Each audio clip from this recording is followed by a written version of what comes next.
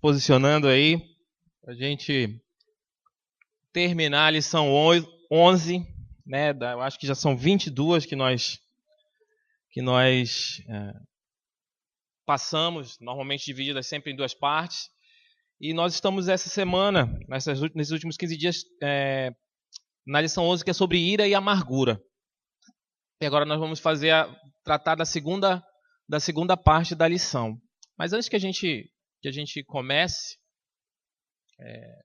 vou pedir para o Azaf que ore para a gente poder iniciar a lição. Tá bom? Amém. Meus irmãos, eu gostaria que vocês abrissem a Bíblia de vocês em Colossenses 3,17, por favor, tá? Para nós começarmos hoje. Tá? Colossenses 3,17. Se você puder abrir a sua Bíblia, além, claro, para quem está com o manual, os textos estão aqui, mas também o seu manual. Mas, por favor, abra em Colossenses 3,17. É um texto que a gente ele está no conjunto de textos, no grupo de textos que são referência para todo o material, principalmente dessa semana, mas eu trouxe ele como um destaque para a gente iniciar a aula de hoje, né? Todo mundo encontrou? Alguém não encontrou? Alguém está sem Bíblia? Creio que todos encontraram. Então, em uníssono, leiamos. Quando eu era criança lá na minha igreja, então tinha em uníssono. Então vamos lá, em uníssono, leiamos. Tudo façam em nome do Senhor Jesus, dando por meio dele graças a Deus Pai. Colossenses 3,17. Eu peguei esse texto que está na nossa lição, porque é um texto que me chamou bastante atenção, justamente quando nós precisamos tratar situações quando nós passamos por ira e amargura, que é o tema da lição dessa semana, né, ou desses últimos 15 dias. Tá? Então, o que ele diz aqui? Tudo o que fizerem, seja em palavra ou em ação, façam em nome do Senhor Jesus. E aí eu quero fazer o destaque aqui, meus irmãos. Quando você pensem em situações na sua vida, ou pensem em possíveis pecados desencadeados, que se nós tivéssemos e refletíssemos nesse texto aqui, que está no livro de Colossenses 3,17, nós com certeza não os cometeríamos. Porque pecados que cometemos, ou situações em que nós respondemos de forma incorreta ou não bíblica, é porque nós estamos esquecendo desses princípios que são bem simples, bem elementares, bem base para a nossa caminhada cristã. Então, quando nós respondemos com ira, ou quando desenvolvemos atitudes de amargura, ou eu vou tratar aqui como sentimentos, mas a amargura, e quando ela desencadeia algumas coisas, ela pode desencadear pecados na nossa vida. Então, quando nós desenvolvemos isso, ou desencadeamos dentro de nós esses sentimentos, ou essas atitudes, nós estamos esquecendo de Colossenses 3,17. Quando eu parto para agressão a alguém, quando eu respondo de forma não cristã, quando eu agrido alguém, seja verbal, seja psicologicamente, ou até mesmo seja fisicamente, eu esqueço desse texto.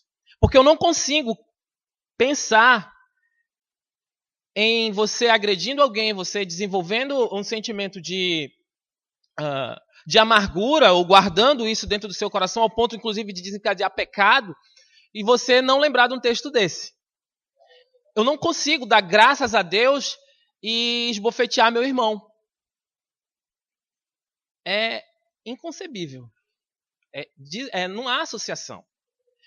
E aí eu trago isso aqui para que a gente possa viver a nossa vida e registrar isso na nossa mente, ao ponto que a gente bote isso em prática. Então, tudo que você fizer, seja falando ou seja agindo, você precisa fazer em nome do Senhor Jesus. Então, não há possibilidade de eu pegar o meu filho, espancar e dizer que isso eu estou fazendo em nome do Senhor Jesus. Isso é uma atitude, isso é uma ação, e muitas vezes é o que eu falo. Então, a ira e a amargura, elas desencadeiam, elas se desenvolvem na vida do cristão a partir do momento que eu esqueço esses princípios que foram falados aqui. Os princípios que foram ensinados e vêm sendo ensinados ao longo dos anos na palavra. Um texto de Colossenses 3,17 vai dizendo justamente isso. E eu vou revisitá-lo aqui várias vezes para que a gente possa ter uma visão melhor. E para que a gente possa colocar em prática nas nossas vidas pontos em que nós normalmente falhamos. Por quê? Porque acontece o que está sendo dito ali. Há um ponto de vista bíblico sobre a ira. A ira ela não nasce, ela não cresce dentro de nós assim. E o ponto de vista bíblico eu preciso encarar, e é isso que o material nos faz. É isso que ele diz para a gente. Então ele vai dizer, se você fracassar em lidar biblicamente com a ira, a sua desobediência às Escrituras aumentará inevitavelmente. Quando eu não trago e não observo os pecados que eu tenho, ou os pecados que eu cometo, principalmente aqueles desencadeados a partir do momento de procedimentos em que eu estou irado ou irada, ou respondendo de forma, ou já vivo uma vida iracunda, eu estou esquecendo de olhar esse pecado e perguntar, fazer um escrutínio na Bíblia e perceber se eu não estou inevitavelmente desobedecendo o que está claro nas Escrituras. Então, quando eu reajo dessa forma, quando eu penso dessa forma, quando eu falo e esqueço dos princípios básicos aqui da palavra, eu inevitavelmente desobedeço às Escrituras. E isso de forma gradativa, de forma aumentativa. Quanto mais eu me afasto das Escrituras, mais eu reajo de forma a não agradar a Deus e a desobedecer o que Ele diz. E isso está registrado, ele usa o texto de 1... Eu peguei o texto de 1 Samuel 18, de 7 a 9, que é um episódio em que Saul sente inveja de Davi, e o texto vai dizer, enquanto dançavam, as mulheres cantavam. Saul matou milhares e Davi dezenas de milhares. Saul ficou muito irritado com esse refrão e aborrecido disse, atribuíram a Davi dezenas de milhares, mas a mim apenas milhares. O que mais lhe falta senão o reino? Daí em diante, Saul olhava com inveja para Davi. Saul deixou e se afastou do que a Escritura dizia para ele. E ele começou a desenvolver dentro de si a inveja. E ele começou a se irar ou ficar aborrecido com o que estava acontecendo. Ele não olhou o ponto de vista bíblico, né? Não que a Bíblia já existisse, mas ele conhecia bem a lei naquela época. No entanto, e ele coloca ali um todavia, no entanto, meus irmãos, os recursos abundantes e as promessas de Deus o capacitam para ser mais do que vencedor se lidar biblicamente com o problema da ira em sua vida.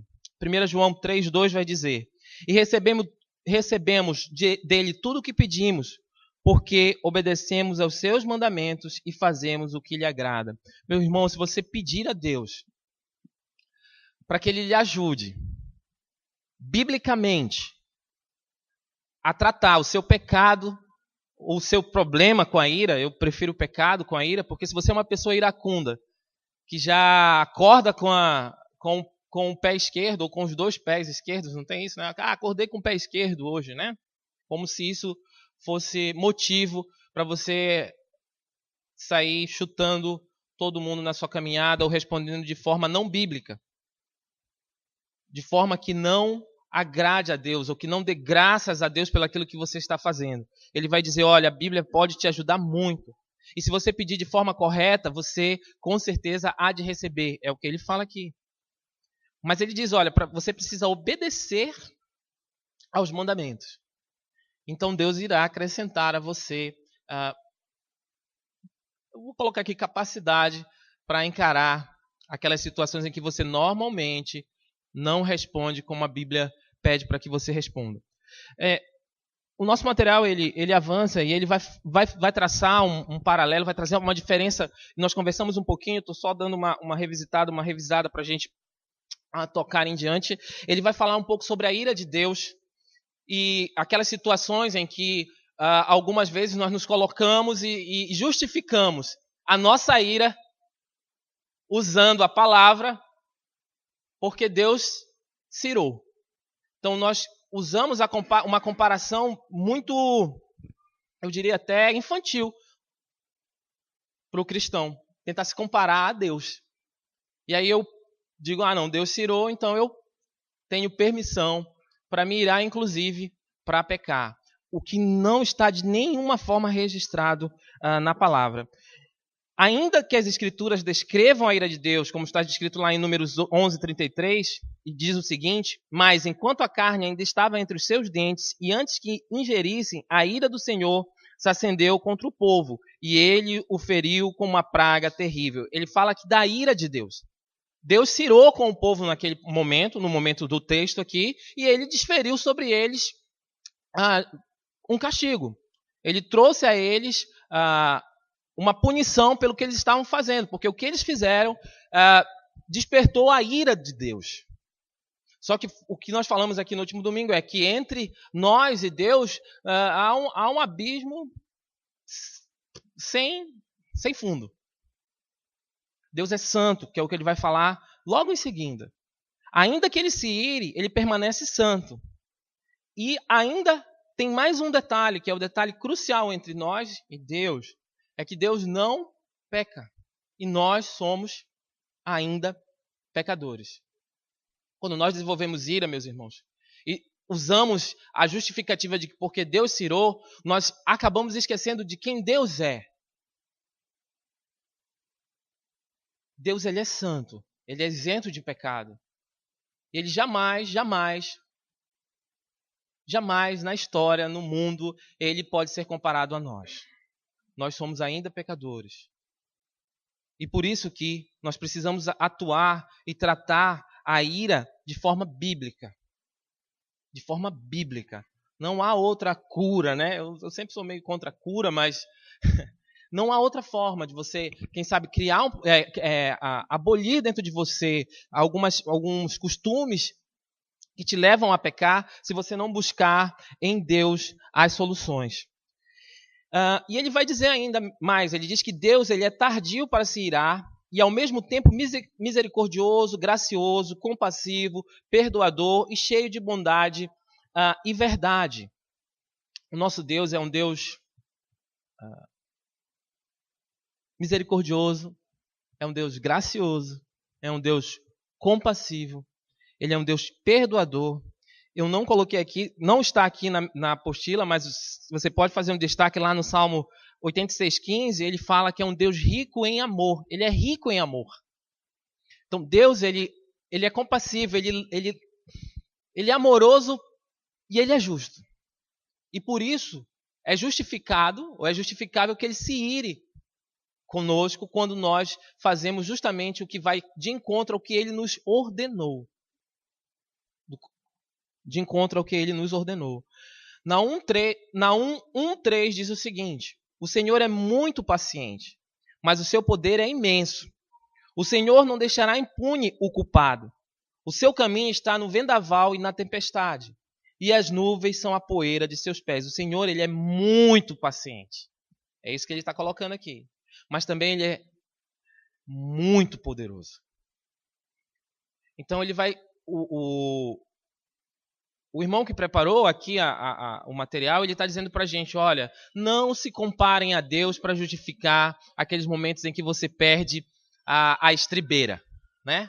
Em que você age como se não existisse limites.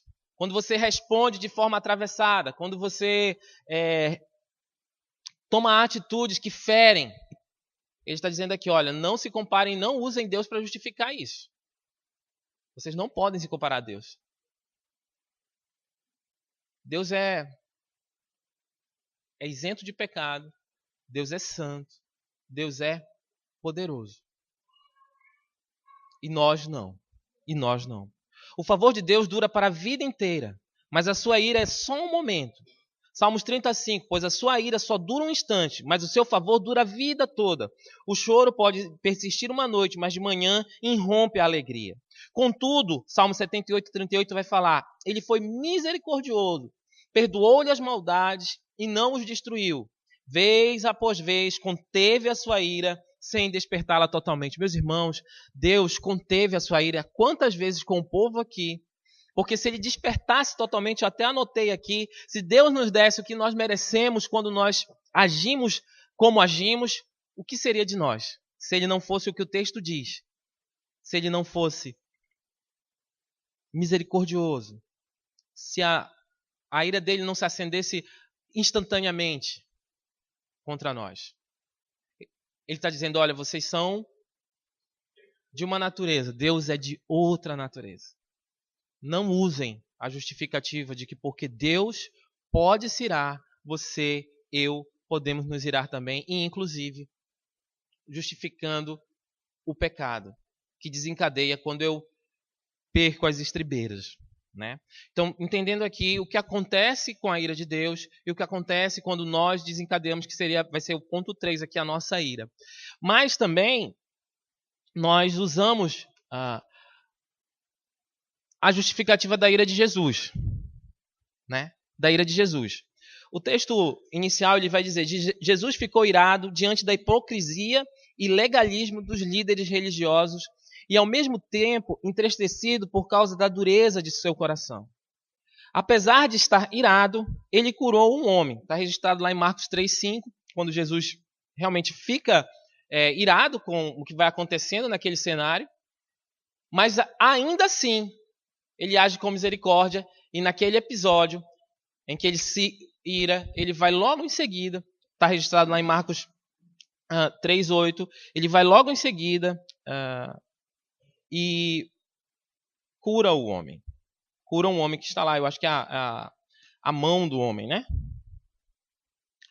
O texto vai dizer, aí, irado olhou para os que estavam à sua volta e profundamente entristecido por causa de seus corações endurecidos, disse ao homem, estenda a mão. Ele a estendeu e ela foi restaurada. Meus irmãos, Jesus estava irado aqui, mas ele estava irado com o quê? Porque ele conhece e sonda o coração daqueles homens que estavam ali com ele.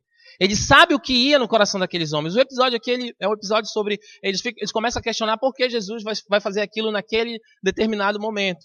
E Jesus se ira com aquilo porque ele diz, cara, o coração de vocês é um coração terrível. Eu vou fazer o bem a essa pessoa e vocês estão questionando coisas que não são principais aqui. Mas ainda assim, mesmo com aquele sentimento, com a ira que ele estava dentro dele, ele não pecou. Ele foi lá e fez o que o Pai, ele obedeceu. Ele fez o que o Pai já tinha dito que era para ser feito no seu ministério, no tempo que ele ficou aqui. Jesus também é de outra natureza. Jesus é de outra natureza. O ponto B, ele vai falar para a gente que na primeira purificação do templo, está registrado lá em João 2, de 13 a 16, que diz o seguinte, eu vou ler.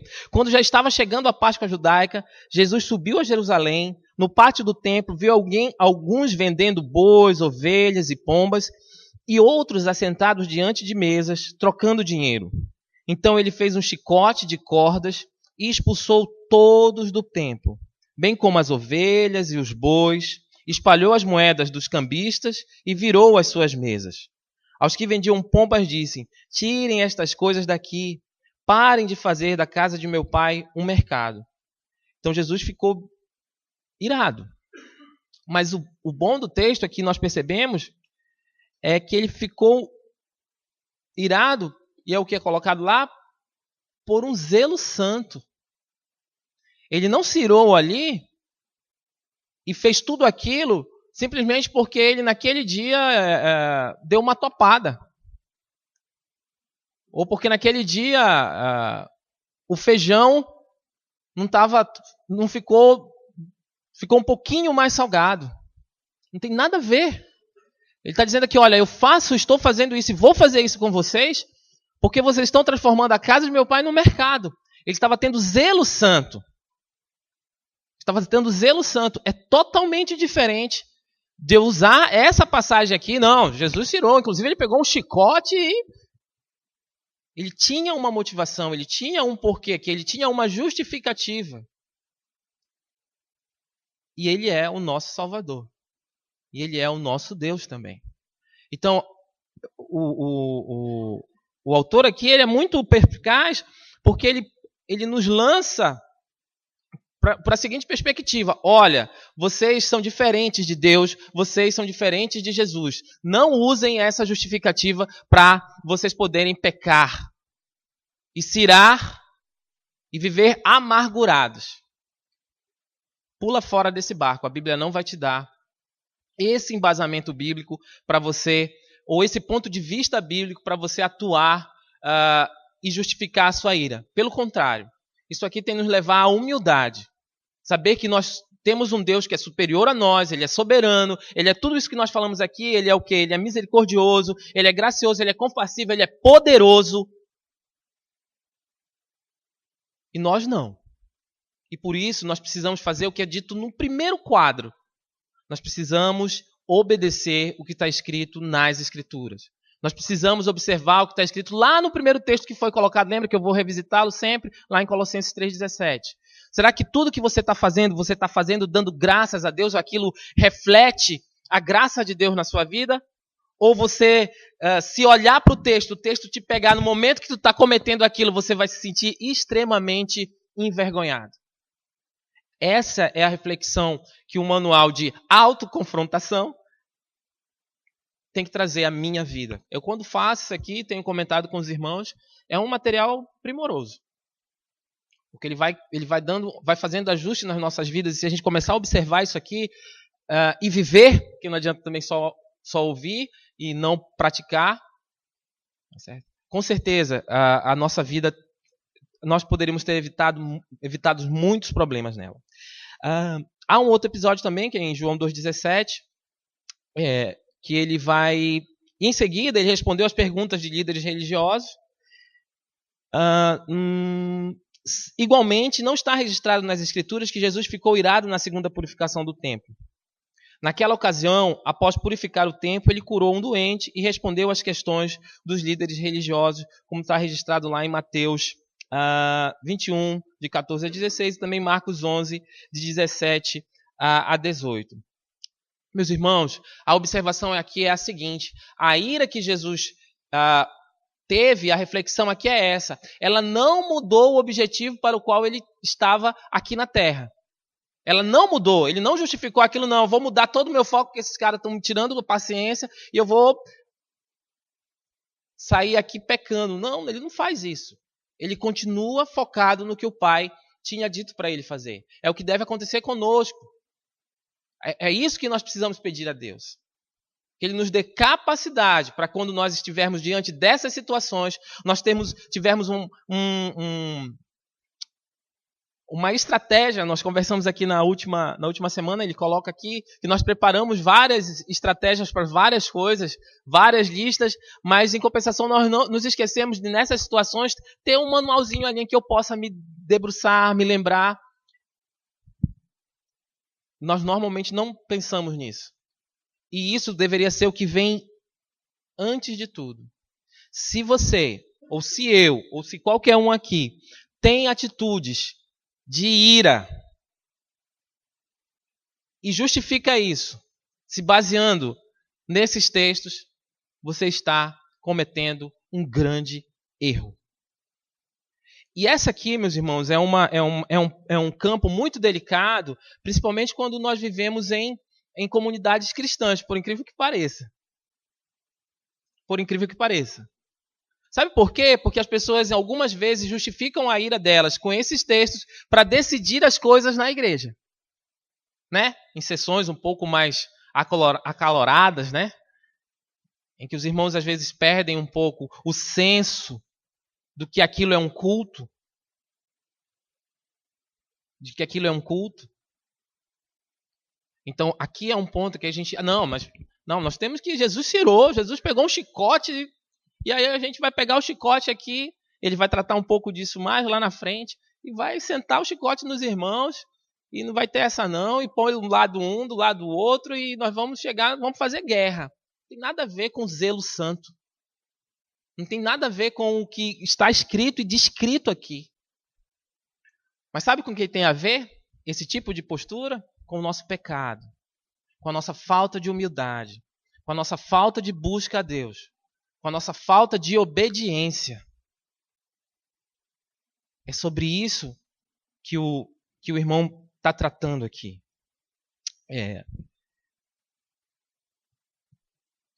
Mas ele avança e ele fala a nós sobre a ira que não é pecaminosa. Existe uma ira que não é pecaminosa. Também. Ela existe. Ela existe.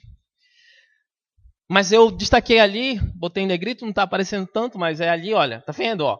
A ira que não é pecaminosa, ou aquelas situações em que eu posso desencadear ira, mas que não é pecaminosa, ele coloca lá, são extremamente raras e excepcionais. Eu marquei ali, raras e excepcionais.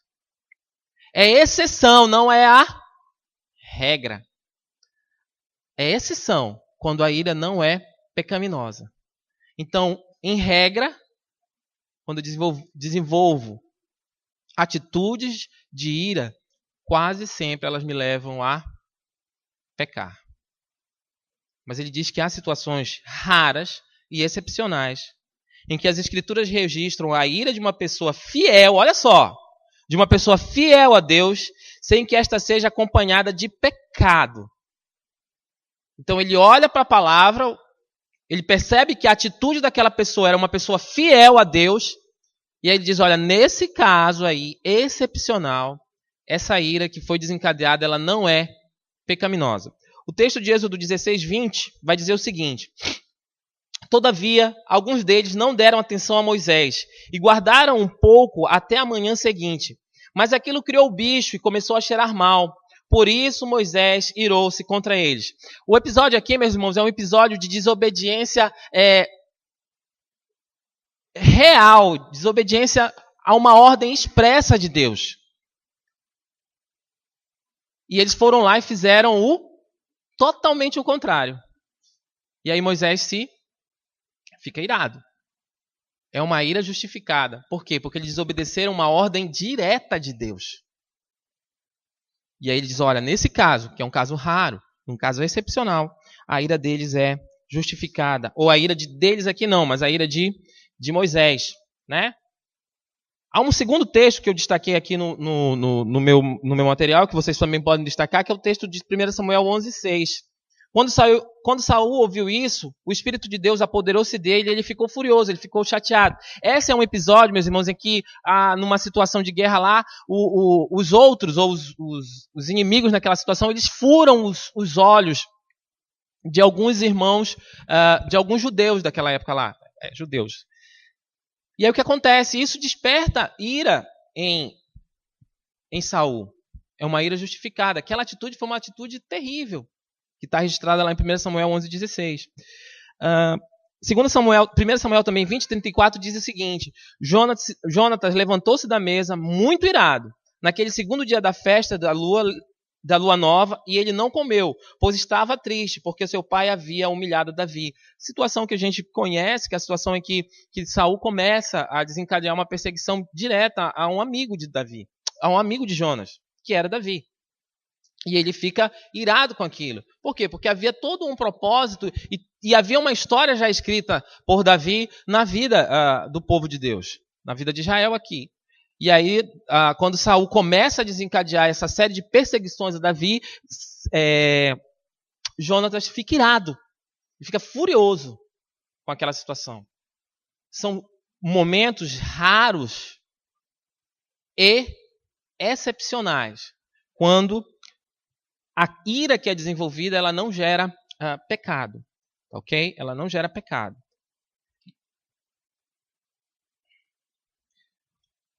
Ali também ele diz quando que isso acontece. Se as Escrituras afirmam ser possível para um filho de Deus irar-se e não pecar, como está registrado lá em Efésios 4:26 e 27, que diz o seguinte: quando vocês ficarem irados, não pequem, apaziguem a sua ira antes que o sol se ponha, e não deem lugar ao diabo. Quando, assim, eu vou usar a causa e consequência aqui, pode ser que não, né? Porque pode ser que você apazigue a sua ira antes do sol se pôr, né? Mas ele está dizendo assim, olha, quando você dá margem para ficar irado, você provavelmente vai pecar.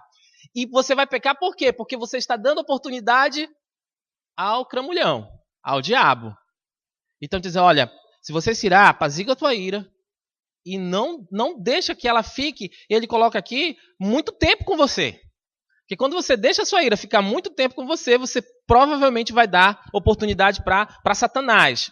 E aí, automaticamente, ou quase sempre, você vai ser levado a pecar. Então, é possível você estar irado sem pecar. É possível você estar irado sem pecar, nesses casos raros e excepcionais. Quando há desobediência latente ao que Deus ordena. Quando há insubmissão ao que o nosso Deus soberano nos manda fazer. Então, nesses casos excepcionais, você pode ficar irado. Obrigado, Yasmin. Você pode ficar irado. Vocês veem como não tem nada a ver conosco, não olha para mim, mas olha para o que Deus fala sobre as situações da nossa vida e como nós devemos obedecê-lo. E aí sim, é justificado a minha ira, não tem a ver com o que eu sofro.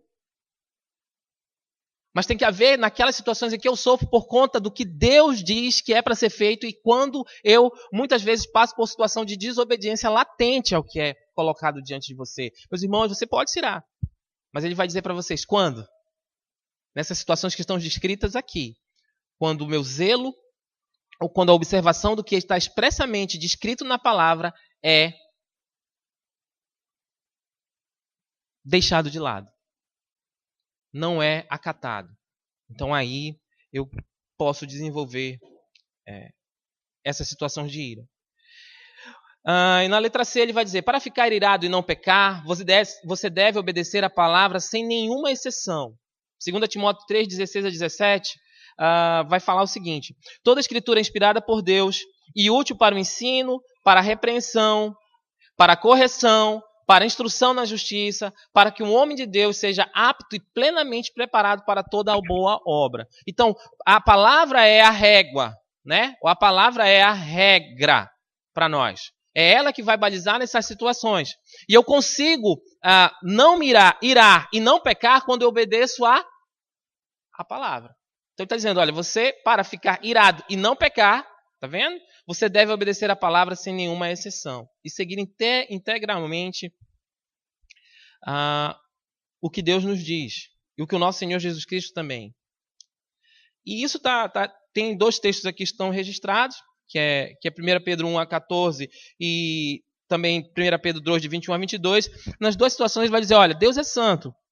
Como ele fala lá no Antigo Testamento, então por isso vocês precisam também ser santos. E ele vai falar de que Jesus aguentou todo tipo de humilhação e ainda assim ele conseguiu passar por aquelas situações. Então é isso que ele está nos dizendo, ó, obedeçam, busquem, obedeçam.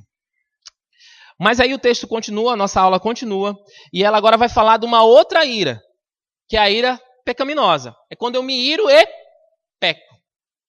E aí eu achei interessante fazendo um paralelo, ele colocou 3 situações em que a ira não é pecaminosa. Já a ira pecaminosa, meus irmãos, vai até a letra G. Né? Então, a ABC, a outra até a G. Né? Então, a gente tem que ficar alerta. Muito alerta. Tá? Então, vamos começar aqui. Quando é que a ira é pecaminosa? As Escrituras ensinam que a ira do homem não pode produzir justiça de Deus. A sua ira, né, a minha ira, seja em forma de expressão explosiva ou disposição interior, deve ser decididamente abandonada. Se você tem o desejo de ser conformado à imagem de Jesus Cristo, como está em Efésios 4:31, que eu vou achá-lo aqui, livre-se de toda amargura, indignação e ira, gritaria e calúnia, bem como de toda maldade. Você precisa se livrar disso, se livrar desse peso, né? Há alguns relatos que havia situações na época das grandes embarcações, não que nós não tenhamos maiores hoje, mas aquelas embarcações de antigamente, em que eles precisavam, em algumas situações daquela, jogar os prisioneiros ou as pessoas que estavam ali no mar, né? E aí eles queriam que as pessoas morressem mesmo, né? Então eles amarravam pedras e jogavam as pessoas. E eu acredito o desespero para aquelas pessoas para quererem se livrar daquilo ali. Aqui ele está dizendo para a gente, ó, livre-se de toda amargura, indignação e ira, gritaria, calúnia, bem como toda maldade. Meus irmãos, assim, eu tento pensar, é uma coisa que vai de casa, né? Muito em casa. E aí eu vou dar um testemunho aqui, mas eu fui criado por um casal que eles não gostavam de gritar. Então é uma coisa que eu falo às vezes alto, mas eu não gosto de gritaria. Então a gritaria, assim, aquela fala, gente que para se comunicar de um cômodo para o outro grita e é um negócio assim, uma perturbação, uma loucura e tal. Se livrem disso, porque isso causa irritação. Imagine, você está trabalhando com alguém ou conversando com alguém e todo o tempo está gritando contigo. Meu Deus do céu, isso deve ser um... Né? Então, assim, vamos trabalhar, vamos nos livrar dessa gritaria, dessa ira. Vamos tentar ter, e é isso que ele está dizendo, olha, vocês precisam produzir em vocês ou abandonar decididamente todas essas práticas. Seja a amargura, seja você viver indignado, seja você ser irado ou iracundo, ou você vive gritando, ou você vive falando dos outros. Meu Deus do céu, que tristeza. Então, está dizendo, olha, esse é o tipo de situação em que você desencadeia pecado. Pecado. O ponto B, quando a ira é pecaminosa. Explosões de ira são parte da obra da carne, como está registrado. Nós temos aqui, fazendo o momento merchan, né? Mas é um merchan bom. No nosso canal nós temos as mensagens do pastor, todos em Gálatas. E que vai fazer as duas, vai traçar as antíteses, né? Entre as obras da carne e os frutos, ou o fruto do Espírito. Então, quando nós explodimos em ira, e quando nós fazemos isso, nós estamos dando margem para as obras da carne. E ele coloca aqui que em Provérbios 29:11, ele vai dizer o seguinte: o tolo dá vazão à sua ira, mas o sábio domina-se, tem domínio próprio. Sabedoria, meus irmãos. Há momentos em que não é para responder. Há momentos em que não é para você responder. Há momentos que é para você calar. Para você refrear. Isso é domínio próprio, que é uma parte do fruto, está lá no fruto do Espírito. Há situações que não é para responder. Por quê? Porque você vai estar irado. E aí quando você está irado, você responde. Irado, a consequência quase sempre é desencadear pecado. Quantos relacionamentos, quantas situações em que você poderia ter evitado passar pela segunda fase, que é a fase que depois, né, que a gente já desencadeia aquela atitude de ira, a gente tem que ir lá e pedir perdão, né? Então, seja sábio, não seja tolo. Ele coloca aqui, além de evidenciar a ausência do fruto do Espírito, eu estou ali no B, a pessoa explosiva multiplica a transgressão e não está apta para assumir responsabilidades na liderança da igreja. Tito 1:7. Tito 1:7 vai dizer o seguinte, eu vou ler também Provérbios 29:22 também, que é muito pertinente para a situação. O homem irado provoca brigas e o de gênio violento comete muitos pecados. Provérbios 29:22. Tito 1:7. Por ser encarregado da obra de Deus, é necessário que o bispo seja irrepreensível, que ele não seja orgulhoso, não briguento, não pegado ao vinho, não violento, nem ávido por lucro desonesto.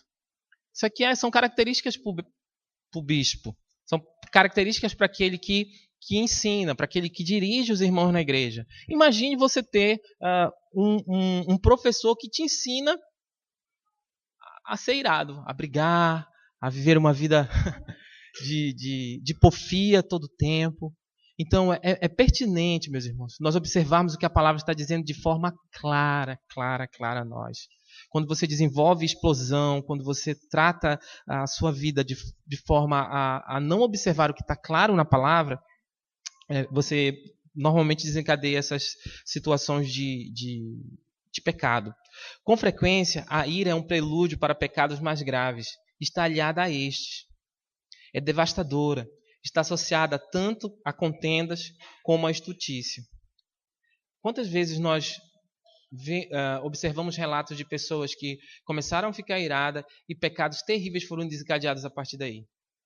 Emboscadas, mortes, espancamentos.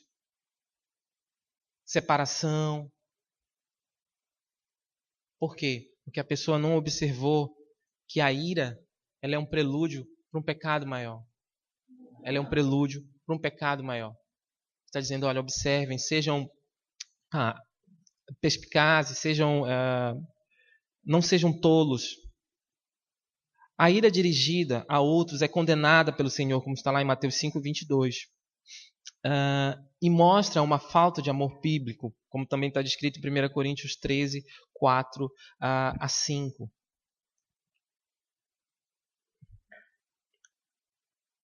A ira demonstra falta de confiança na soberania de Deus. A ira demonstra falta de confiança na sabedoria de Deus. Salmos 37, de 1 a 11, eu vou ler, porque ele é pertinente para isso aqui. Não se aborreça por causa dos homens maus, e não tenha inveja dos perversos. Pois como o capim logo secarão, como a relva verde logo murcharão. Confia no Senhor e faz o bem. Assim você habitará na terra e desfrutará a segurança. Deleite-se no Senhor, e Ele atenderá aos desejos do seu coração. Entregue o seu caminho ao Senhor, confie nele, e Ele agirá. Ele deixará claro, como a alvorada, que você é justo, e como o sol do meio-dia que você é inocente. Descanse no Senhor e aguarde por Ele com paciência. Não se aborreça com o sucesso dos outros, nem com aqueles que maquinam o mal. E aqui vai assim o texto: evite a ira e rejeite a fúria. Não se irrite, isso só leva ao mal. Pois os maus serão eliminados, mas os que esperam no Senhor receberão a terra por herança. Um pouco de tempo e os ímpios não mais existirão. Por mais que os procure, não serão encontrados. Mas os humildes receberão a terra por herança e desfrutarão o pleno bem-estar. Evite a ira e rejeite a fúria. Não se irrite, isso só leva ao mal. Eu acredito que não precisa ser mais claro do que esse salmo está nos dizendo aqui. É claro a ordem. Evite a ira. Evite a ira. E também, quando você dá margem à ira, você pode estar indicando um fracasso em seguir a Cristo. E aí eu não tenho como deixar de ler 1 João 2, de 19 a 24, que vai dizer o seguinte, 1 Pedro, desculpa. Porque é louvável que por motivo de sua consciência para com Deus, alguém suporte aflições, sofrendo injustamente. Pois que vantagem há em suportar açoites recebidos por terem cometido o mal? Mas se vocês suportam o sofrimento por terem feito o bem, isso é louvável diante de Deus. Por isso vocês foram chamados, pois também Cristo sofreu no lugar de vocês, deixando-lhes exemplo para que sigam os seus passos. Ele não cometeu pecado algum, e nenhum engano foi encontrado em sua boca. Quando insultado, não revidava, quando sofria, não fazia ameaças, mas entregava-se àquele que julga com justiça. Ele mesmo levou em seu corpo os nossos pecados sobre o madeiro, a fim de que morrêssemos para os pecados e vivêssemos para a justiça. Por suas feridas vocês foram curados. Meus irmãos, olha esse versículo. Pense um pouquinho. Jesus, quando insultado, não revidava. Quando sofria, não fazia ameaças, mas entregava-se àquele que julga com justiça. Nós temos nos entregado a Deus,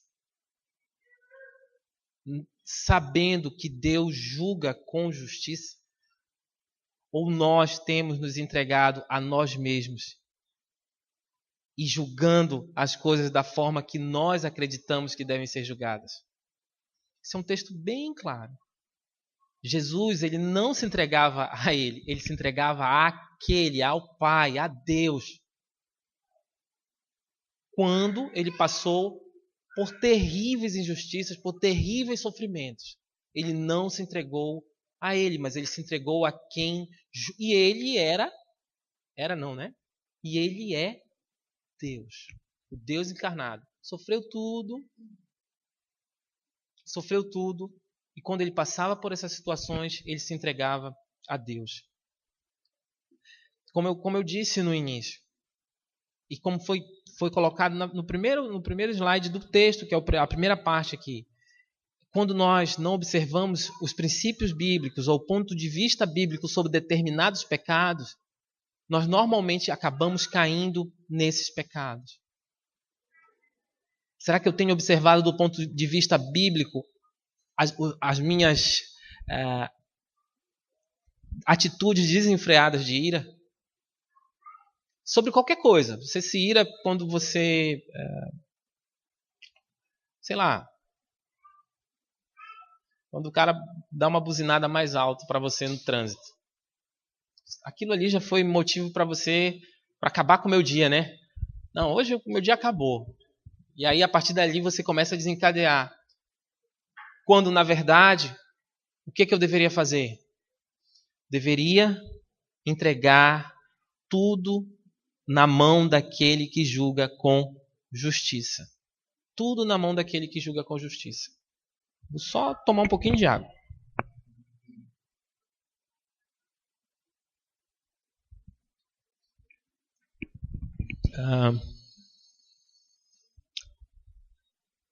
A letra F, ele vai falar o seguinte: uma pessoa fortemente irada estará em dificuldades contínuas. Eu achei isso assim, eu fico olhando e disse, meu Deus, que preciosidade. Provérbios 22, 24 diz o seguinte: não se associe com quem vive de mau humor. Meus irmãos, isso eu não entendo como que a gente às vezes consegue desobedecer de forma tão clara a Deus. E eu falo a gente porque às vezes eu também desobedeço a ele com um texto tão claro. Não se associe com quem vive de mau humor. Meu irmão, se você vai casar com alguém, e você já observa, estou falando para aqueles que ainda vão casar. Aqueles que já são casados, eu já vou dizendo aqui, a receita está aqui. Se você é uma pessoa casada hoje, ele vai falar mais para frente esse material sobre maridos, esposas, filhos, ele vai falar aqui. Mas eu já vou abrir aqui um parêntese. Né? E um colchete. O primeiro, né, não tem uma matemática. Você abre um colchete, você abre um parêntese e antes ainda tem uma chave, né? Aí depois você vai fechando. Né? Essa é a ordem. Então eu vou abrir aqui uma chave, depois vou abrir um colchete. Ou é o contrário? Abre o parêntese primeiro? A chave não abre primeiro, não? Acho que é a chave. A chave, aí o parêntese, o colchete, aí o parêntese. Ah, agora sim. Agora a matemática foi... Não, eu fiz ciências exatas, né? Então eu fiz física, química, matemática... tudo isso aí eu era aluno CB. Não era aluno A, mas eu era aluno CB. Mas eu abri a chave. Abri o colchete e abri o parêntese. E eu falava sobre esse texto aqui, que ele diz claramente: não se associe com quem vive de mau humor. Meus irmãos, para aqueles que ainda vão casar e para aqueles que já são casados, se você já percebe que a pessoa vive de mau humor, ele está dizendo claramente: não se associe. E para aquele que é casado, ele vai dizer mais ainda: você precisa mudar, porque você não vai deixar a pessoa. Mas você precisa mudar. Se você é uma pessoa que vive irada, meu irmão, vive de mau humor, você não está olhando do ponto de vista bíblico esse seu pecado. Você não está olhando. Você está fazendo aquilo que o texto lá no início falou. Você está desobedecendo de forma gradativa, ou eu vou até usar gradativa / aumentativa, o que a palavra te diz. E o que está sendo falado aqui? Não se associe com quem vive de mau humor, nem ande em companhia de quem facilmente se ira. Isso foi um conselho que meu pai me dava. Rapaz, se tiver gente brigando do teu lado, um briguento, vai embora, porque pode sobrar para você. Pode sobrar para você. Então o recado aqui está dado, meus irmãos. Não é recado, é ordem. A palavra ela é ordem para nós. Se você observa que aquela pessoa com quem você pensa em ter um relacionamento, ou se aquela pessoa se você já está nesse relacionamento e você tem essas práticas pecaminosas aqui, se afaste. E se você não pode se afastar, mude. Porque a palavra e o Espírito, a conversão, ela não me converte só, ou não faz Deus não opera dentro de mim a conversão para que eu simplesmente não dê. Foi o que foi falado aqui no domingo passado à noite. A nossa vida, eu não vou dizer assim que a gente... A confirmação da eleição, mas a confirmação da eleição externamente, ela vai ser com essas atitudes de mudança.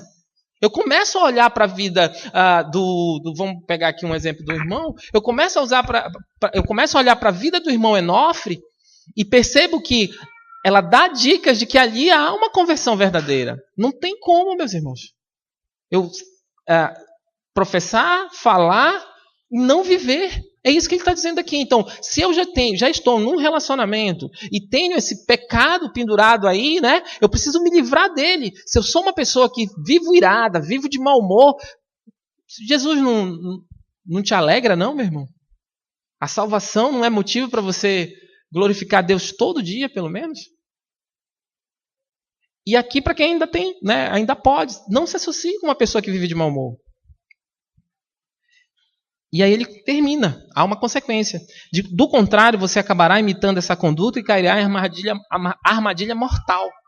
Então ele está dando aqui um claro conselho. E muitas vezes nós somos obstinados a desobedecer o que a palavra diz claramente. Fecha parêntese, fecha parêntese, fecha colchete, fecha a chave. Beleza? Então aqui a gente vai voltar um pouquinho mais lá na frente. Mas aqui está uma dica. Observe esse provérbio. Aí eu vou elevar um pouco. Ainda não, vou só fechar, vou até o colchete. Não vou deixar a chave aqui para fechar. Aos pais e mães. Se você está observando que os relacionamentos dos seus filhos são relacionamentos que te escravizam dessa forma, intervenham. E digam mesmo, olha, essa pessoa, à luz do que a palavra me diz, ela não é para você. Se ela não demonstrar uma mudança verdadeira. Ainda há chance. Então, será que nós estamos pensando simplesmente em ter uma pessoa? Não, eu olho para a pessoa que vai casar com o meu filho, né? E faço uma lista de coisas boas que ela aparenta ter e não me preocupo em olhar o que é mais importante, que é uma situação dessa. E não orientar conforme o que a palavra nos mostra, os nossos filhos. E isso serve também para nós, igreja, até onde a gente consegue, até onde vai a nossa jurisdição. Por isso é que nós estamos aqui essa manhã. Por isso que é importante nós observarmos o que a palavra diz de forma muito clara a nós. E ensinar aos nossos. Por isso que é importante ter irmãos mais novos aqui, irmãos também mais maduros, porque esses são ensinos que têm que ser dados diariamente e têm que ser principalmente vividos, observados. Quando eu não olho para um texto desse aqui e não olho ao redor do que está acontecendo comigo e não ajo em função de obedecer, eu estou sendo... quando a gente se associa, quando a gente não reage, cúmplice. Eu estou sendo cúmplice daquilo que vai acontecer. E corresponsável. Eu olho para o relacionamento do meu filho, vejo que ele está num relacionamento escravizador, num relacionamento com uma pessoa irada, entendeu? Uma pessoa que quebra tudo, você está vendo, desrespeita pai e tal, eu vou lá e ainda chancelo. Não, meu filho, pode casar. Eu estou sendo cúmplice de uma coisa terrível. Meus irmãos, eu não estou falando disso de uma coisa que eu ainda não vivi, graças a Deus não vivi. Mas eu tive uma prima, e eu vou fechando a chave, ela casou com um homem que ele vivia com um taco de beisebol dentro do carro antes de casar. Ele vivia com um taco de beisebol. A gente estava na rua andando, o carro parava, o cara deu uma freada maior, ele já queria pegar o taco, já queria sair, já queria quebrar tudo. Ela casou com ele. E ela fugiu da cidade para poder escapar dele. Se lá atrás o pai dela tivesse dito, olha, você não vai casar. Olha, você não vai ter relacionamento com essa pessoa. Ela deixou uma vida, deixou uma carreira, ela deixou assim, vocês terem uma ideia, ela deixou a casa que era dela. O meu tio teve que ir lá vender, porque ela não podia pisar na cidade, porque o cara era um cara descontrolado. Se ela tivesse lembrado desse texto aqui, ela poderia ter evitado muita coisa na vida dela. Fecha a chave. A sua ira é pecaminosa quando você... Eu esqueci de avançar aqui, desculpa. Está aqui. A sua ira é pecaminosa... O F aqui, deixa eu só me situar. G. A sua ira é pecaminosa quando você é impossível ou tem explosões de ira. E aí o texto aqui em destaque é o Tiago 1,19, porque você precisa ser tardio em irar-se. Fique irado e não é misericordioso, compassivo e perdoador. Vocês observam que esse texto está linkado lá com Salmos. em que nosso Deus é o quê? Ele é compassivo, ele é amoroso, ele é misericordioso. Então, quando eu tenho uma atitude de ira pecaminosa, eu estou, na verdade, ferindo aquele princípio lá. É quando eu busco vingança, o desforra, quando eu ignoro o amor bíblico na ira, né? Desculpa, eu falho em demonstrar o fruto do Espírito. Aí eu sempre destaco essa parte desse material, que é uma parte que me chama a atenção sempre. Ele sempre ele joga em cima desse tripé aí sempre. Pensamentos, palavras ou ações. Ele sempre trabalha esse tripé no material. Vocês já observaram isso? Ele sempre vai falar, olha os teus pensamentos, olha as tuas ações, olha o que você fala. Ele sempre vai fazer esse tripézinho aí para a gente estar ligado. Não adianta somente eu não falar, eu também devo não pensar em algumas situações. E em algumas situações eu preciso agir com o quê? Com o que é descrito no fruto. Amor, alegria, paz, paciência, bondade, benignidade, fidelidade, mansidão e domínio próprio. Todos esses gomos do fruto, eles são ações. Para eu ter amor, eu preciso agir para tê-lo. Para eu ter alegria, eu preciso também ter iniciativa. Para eu gerar paz, há uma parte em mim. Então, o que ele está falando? Olha, cuidado com o que vocês pensam, cuidado com o que vocês falam e cuidado com a forma com que vocês agem. Se você está e você desenvolve o pecado da ira, você provavelmente vai pisar na bola não vai ter esses frutos, não vai ter esses gomos do fruto. Então, você acaba falhando em demonstrar isso. E aí eu faço de novo, né? Temos lá a mensagem no canal, né? Vai lá no canal, tem a mensagem de Gálatas aqui da exposição de Gálatas que fala justamente sobre o fruto. Usa palavras que não edificam. O texto aí para destacar, que foi o que eu destaquei quando eu estava estudando aqui, é o 1 Pedro 3,10, que você deve guardar a sua língua de falar o mal, entendeu? Então, a gente tem que ter muito cuidado com o que a gente fala, né? Eu estava lendo há alguns dias um artigo sobre se o cristão deve ou não falar palavrão, né? Então, isso é um negócio que não precisa nem escrever, né? Um compêndio, não precisa, né? Você tem que estar ligado, cara. Acabou. As ações, as atitudes, a minha vida, ela precisa ser transformada. Ela precisa mudar, então, inclusive no futebol. Inclusive quando meu time, né, que é um time de primeira categoria, mas de segunda divisão, né? Então, principalmente quando ele leva lá um gol, né, quando ele está para escapar do rebaixamento, eu não posso sair falando aos quatro ventos ou reagindo de forma terrível, ainda que eu passe por situações terríveis. Reage com ira para proteger os seus direitos ou impor a sua vontade. E meus irmãos, 2 Coríntios 5,15, deixa eu ver só se eu coloquei aqui, mas se eu não coloquei, quem me ajuda aí na leitura? Está aí, Ezra? Só me ajuda, 2 Coríntios 5,15. Eu acho que eu não coloquei, mas eu marquei, meus irmãos, esse texto, eu vou só buscar aqui, porque ele precisa ser lido. Só um pouquinho, tá? 2 Coríntios 5,15. Pô, já estava aqui no celular, olha que coisa boa. E ele morreu por todos para aqueles que vivem... Não, desculpa. E ele morreu por todos para que aqueles que vivem já não vivam mais para si mesmos, mas para aquele que por eles morreu e ressuscitou. Aí eu coloquei aqui, para quem nós estamos vivendo? Para quem nós estamos vivendo? Essa é uma pergunta que precisa ser respondida à luz desse texto aqui.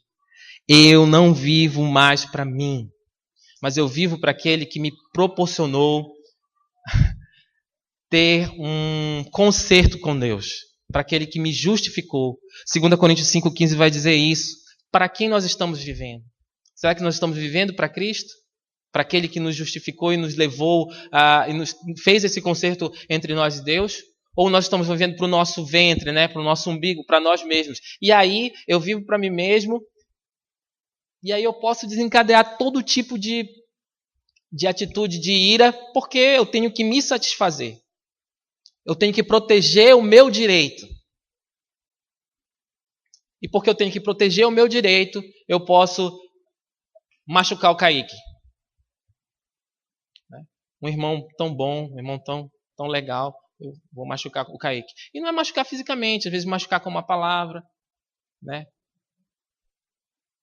Será que eu preciso fazer isso? Porque eu tenho que atender a mim, ao meu eu? Ou eu tenho que observar o que a palavra diz? Isso serve para o futebol, tá, Max? Tá quebrando o Kaique aí lá na pelada. Tá. Ponto 8. Cultiva uma ira contínua contra outra pessoa ou permite que o sol se ponha sobre a sua ira. Gente, não tem muito o que falar aqui. Responde à ira de modo que não agrade ao Senhor.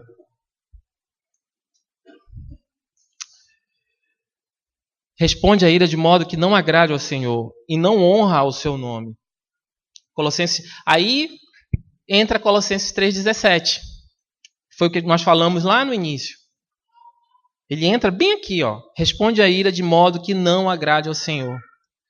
Com o que eu faço, com as minhas atitudes, eu tenho agradado ao Senhor? Ou se naquele momento em que eu vou tomar aquela atitude, se eu virar para cima e o Senhor estiver me olhando, eu vou dizer, meu Deus, o que eu estou fazendo? À luz do texto de Colossenses 3,17, que foi o que a gente leu no início da aula, antes de tudo. Né? Que diz o quê? Tudo o que fizerem, seja em palavra ou em ação, façam em nome do Senhor Jesus, dando por meio deles graças a Deus Pai. Eu estou brigando, estou discutindo, estou machucando alguém, estou dando glórias a Deus. Isso é impossível, é inconcebível. É isso que ele está dizendo aqui para a gente. Não tem como. Não tem como dar glórias a Deus ou graças a Deus por uma atitude dessa, por uma atitude de ira. E aí ele vai dizer que vai desencadear, ele fica irado e deixa de se alegrar, orar e dar graças na situação atual em que você se encontra. Há algumas situações de dificuldade que nós vamos precisar agradecer a Deus por aquilo, por passar por aquela situação, ainda que nós não queiramos. Confiando na soberania dele, entendendo que talvez ele esteja proporcionando aquilo na nossa vida para que nós possamos amadurecer, melhorar, mudar. Meus irmãos, atenção. Tudo o que fizerem, seja em palavras, ações, façam em nome do Senhor Jesus, dando por meio dele graças a Deus Pai. O ponto H, ele vai falar para a gente, você também peca quando responde irado em áreas em que a Escritura os ensina a agir devidamente. Por exemplo, ele vai elencar aqui 11 situações ou 11 circunstâncias em que a Bíblia ela é clara, para que ela diz como você deve agir. E quando você não age, você desobedece. É muito claro. Ele vai falar para nós, deixa eu pegar aqui só para eu não me perder, o H. O H, o ponto 1, inimigo. Você deve identificar e suprir as suas necessidades. Romanos 12, 20. Pelo contrário, se o seu inimigo tiver fome, dê-lhe de comer, e se tiver sede, dê-lhe de beber. Fazendo isso, você amontoará brasas vivas sobre a cabeça dele. Não se deixem vencer pelo mal, mas vençam o mal com o bem. Se você tem um inimigo, você deve dar comida para ele, você deve agir com misericórdia com ele. É difícil, mas a Bíblia ordena que seja feito dessa forma. E eu até aconselharia, não tenha inimigos. Né? Não tenha inimigos. Mas se você os tem, você já sabe o que é para fazer. Aqui em Romanos 12, 20 está dado 20, 21 está dado o recado. Autoridades civis. Né? Você deve obedecê-las e conceder-lhes o que lhe é devido, a menos que as suas ordens sejam contrárias à palavra de Deus e o forcem a pecar, como está lá em Atos 4, 19 e 20. Mas Pedro e João responderam, julguem os senhores mesmo se é justos aos olhos de Deus obedecer aos senhores e não a Deus. Pois não podemos deixar de falar do que vimos e ouvimos.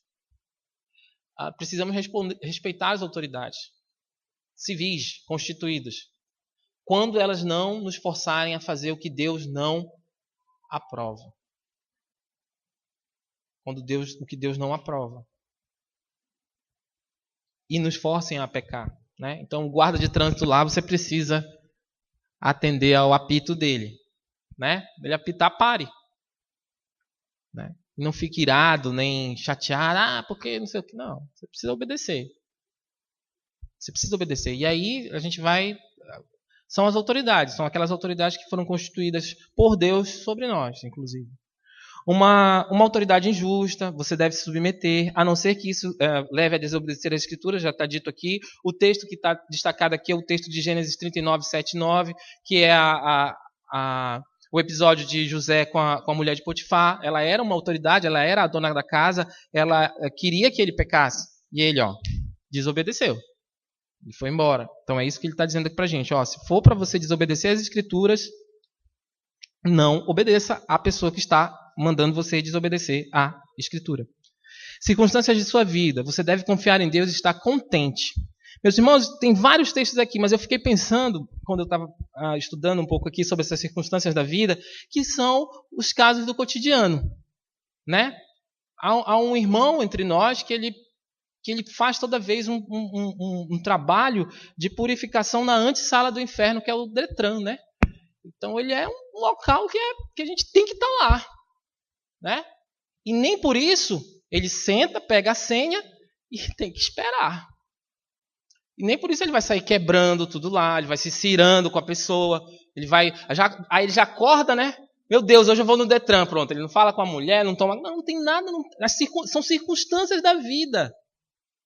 E que você deve passar por elas, sem desenvolver atitudes pecaminosas.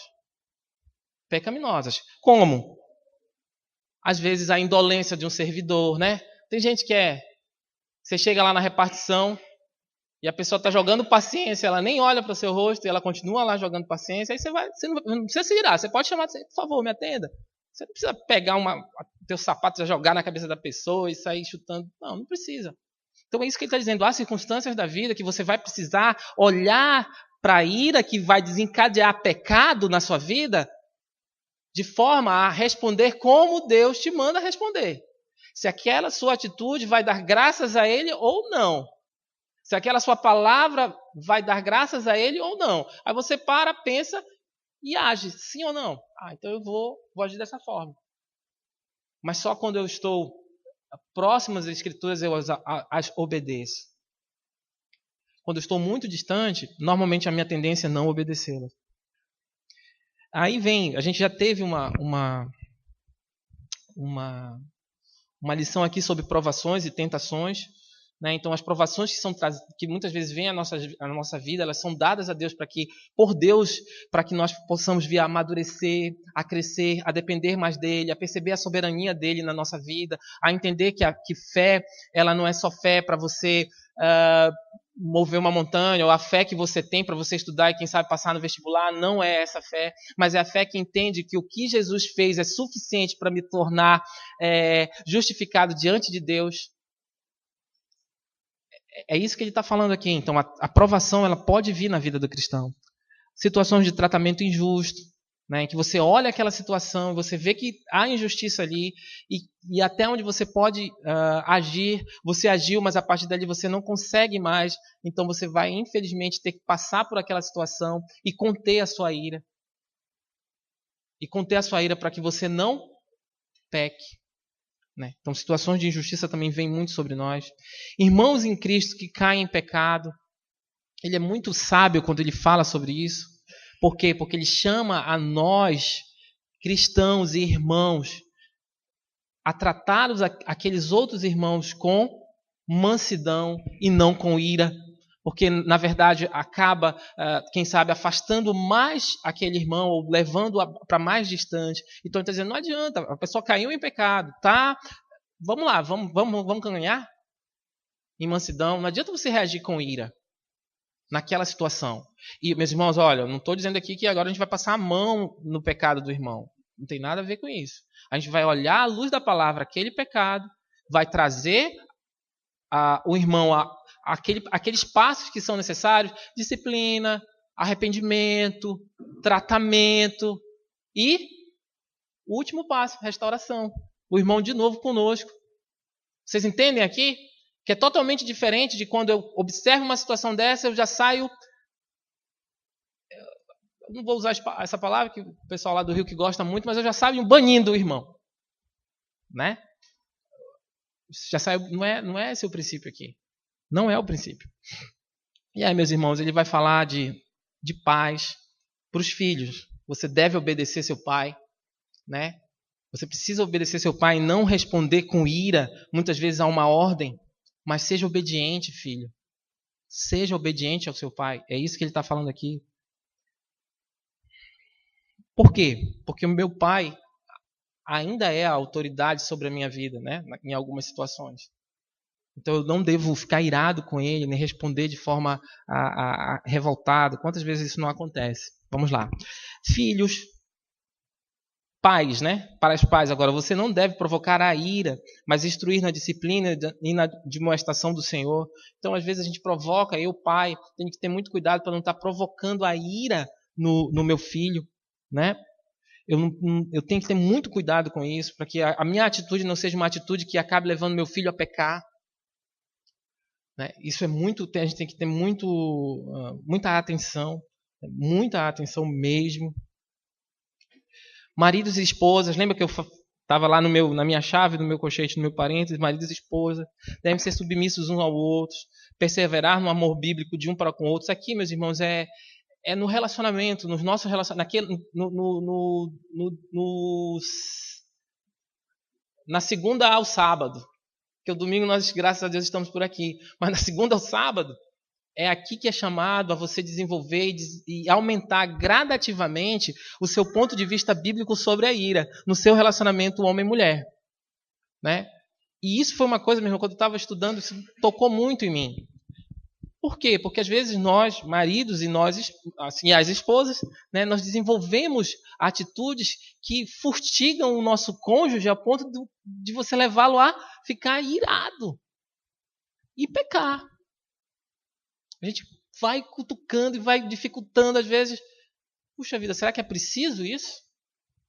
Será que eu não estou olhando de forma bíblica para aquela situação e não me submetendo ao amor que a gente tanto fala? E, para encerrar aqui, há uma ordem clara para a gente tratar e como agir com os nossos líderes da igreja. Há situações, meus irmãos.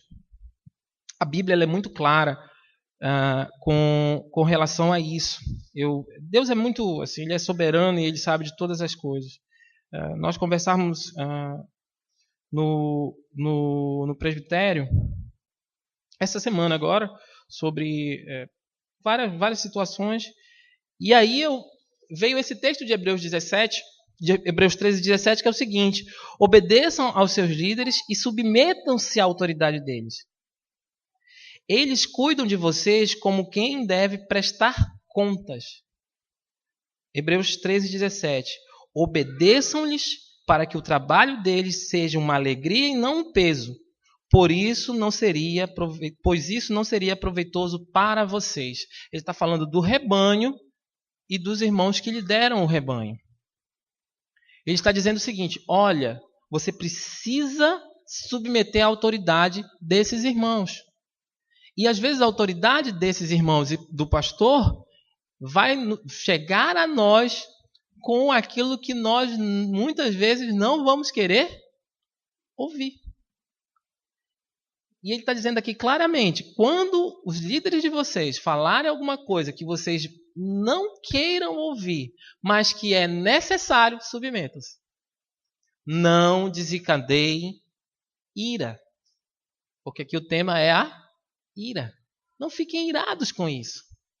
Sabe por que você não deve ficar irado com isso?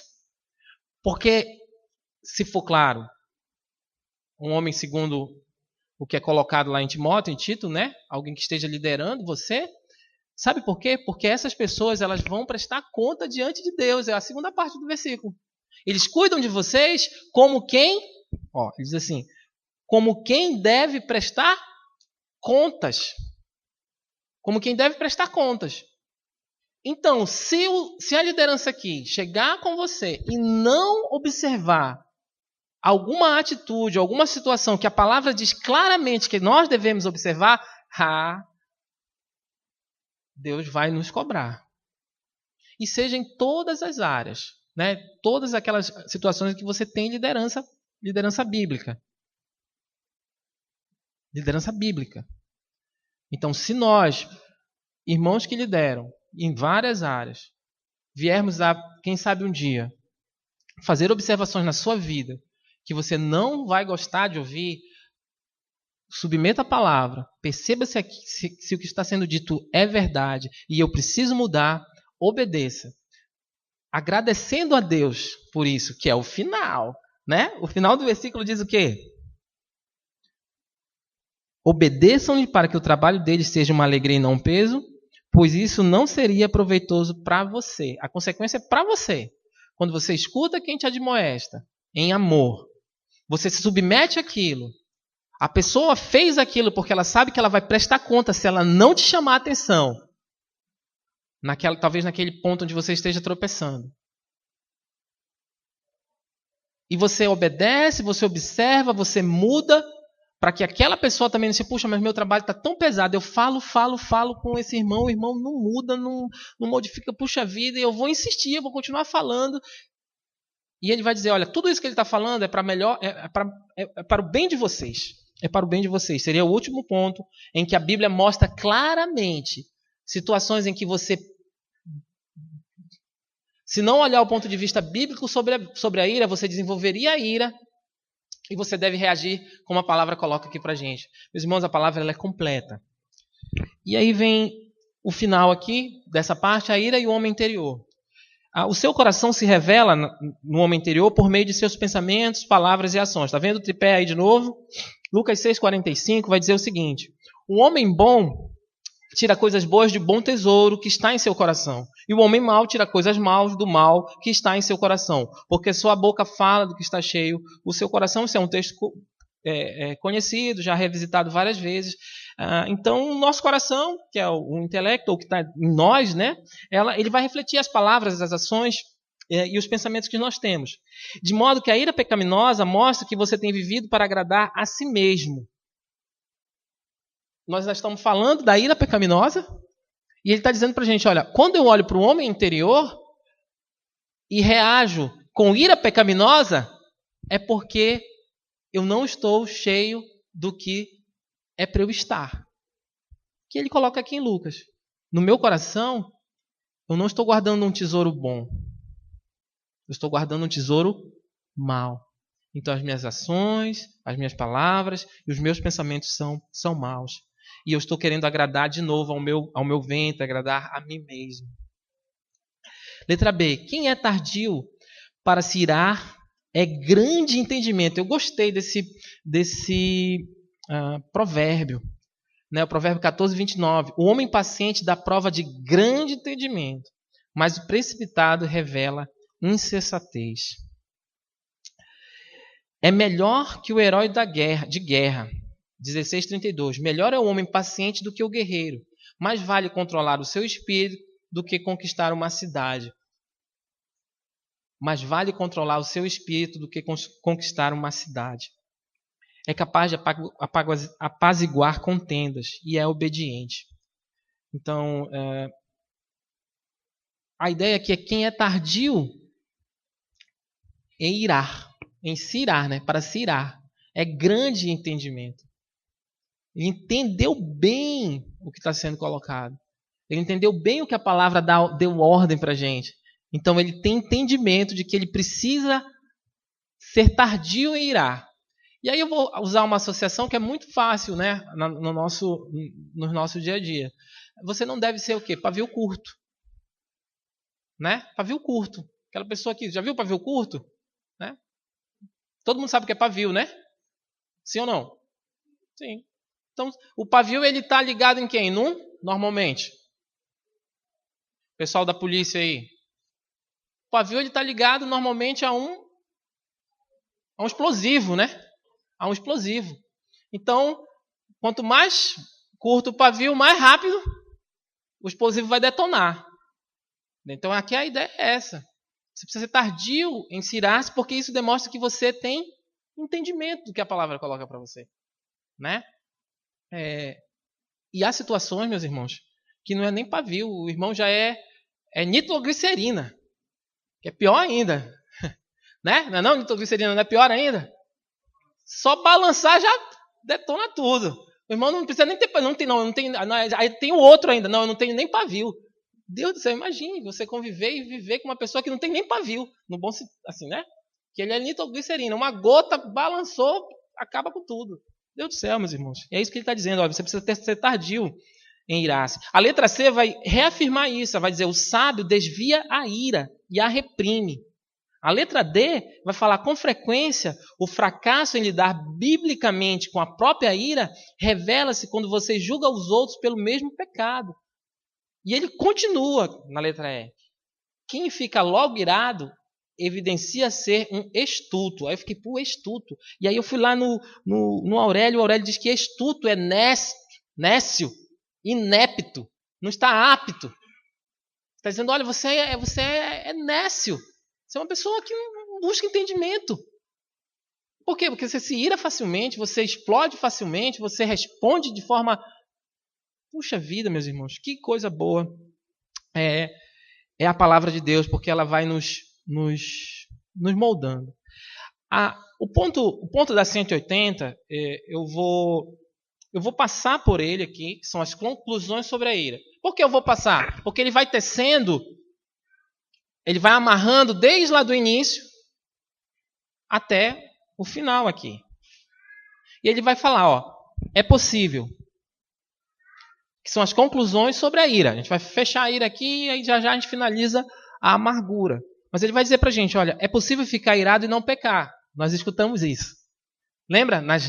É raro e excepcional, mas é possível. Tá? Todavia a ira pecaminosa transgride o mandamento bíblico, como nós falamos aqui.